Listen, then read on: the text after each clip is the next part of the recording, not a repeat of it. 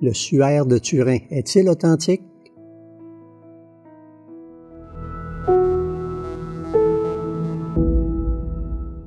Qu'ont en commun un tissu taché portant les traits imprécis du visage et du corps d'un homme, la théologie sacramentelle et le culte des reliques?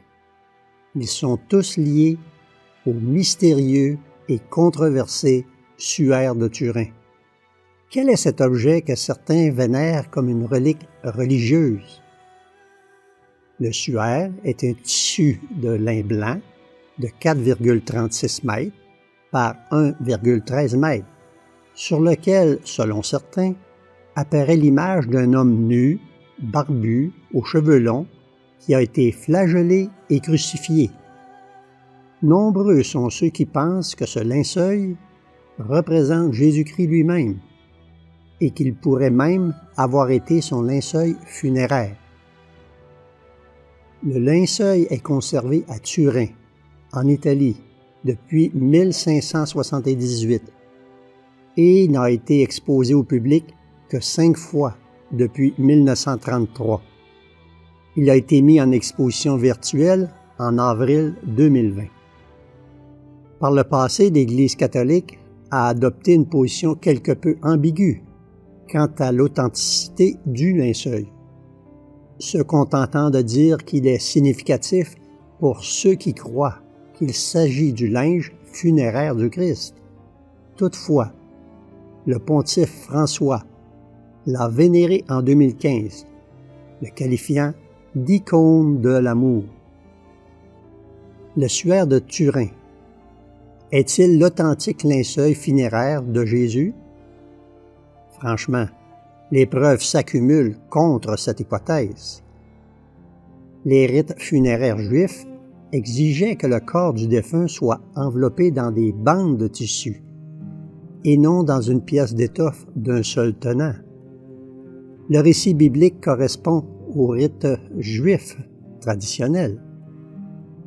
Ils prirent donc le corps de Jésus et l'enveloppèrent de bandes avec les aromates, comme c'est la coutume d'ensevelir chez les Juifs.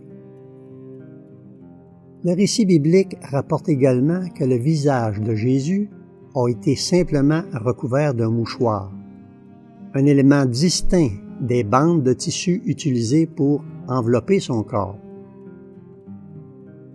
Quand l'apôtre Pierre entra dans le sépulcre, il vit les bandes qui étaient à terre et le linge qu'on avait mis sur la tête de Jésus, non pas avec les bandes, mais plié dans un lieu à part.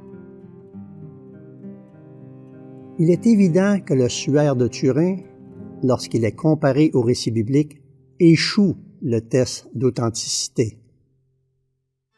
Les adeptes du catholicisme considèrent le suaire de Turin comme sacré, quelque chose qui relie le physique au spirituel.